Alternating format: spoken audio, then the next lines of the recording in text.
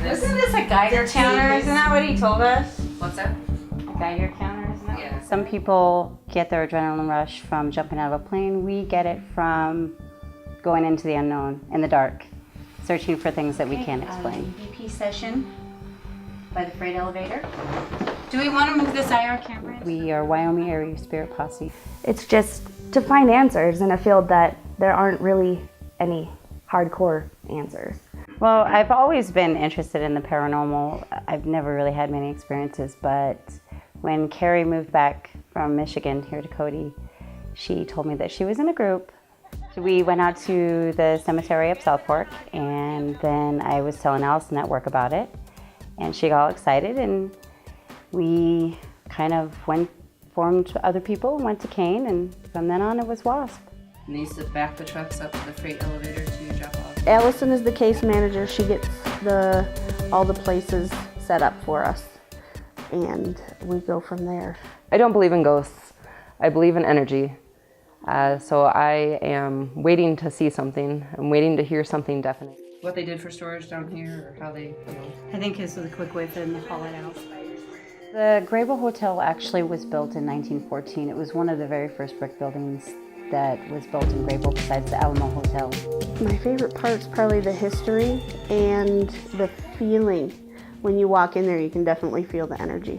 To dig up everything we need to, we contact people, go to the library, internet searches, and I find the more research that you have on a place, the more activity you can get because you use that as a trigger object.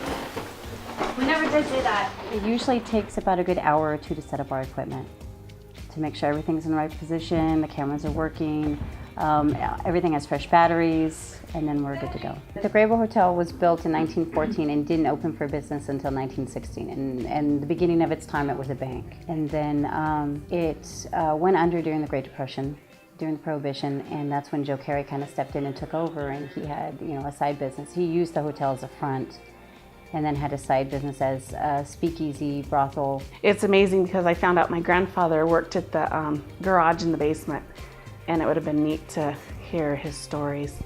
It's weird. It's a hunt, you just want to find out everything you can from the place you're at. And there's stories that they want to tell, and I strongly believe the more you go there, the more stories you'll hear. Some you can't even understand what they're saying. You can just definitely tell if it's male or female. I am dying for the chance to see a full body apparition.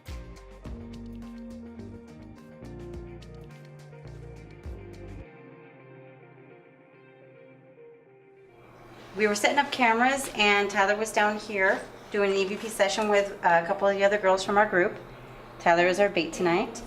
And we thought we'd share a quick EVP that we caught. We did a burst EVP session. They listened to it immediately, and this is what you caught. So if you listen really carefully, you can hear the two of them talking. Tyler's the only male, mind you, in this building. In the bar picture, sitting on the stool.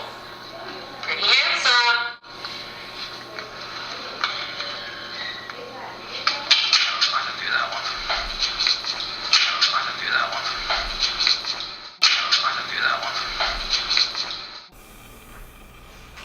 If you just touched me, can you touch me again? Did you hear that?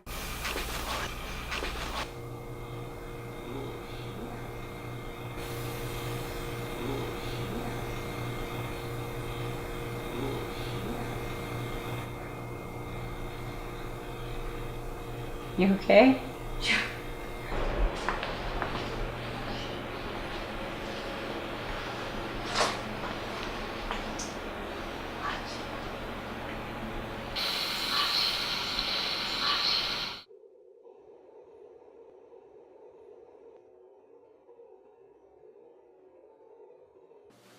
I don't know.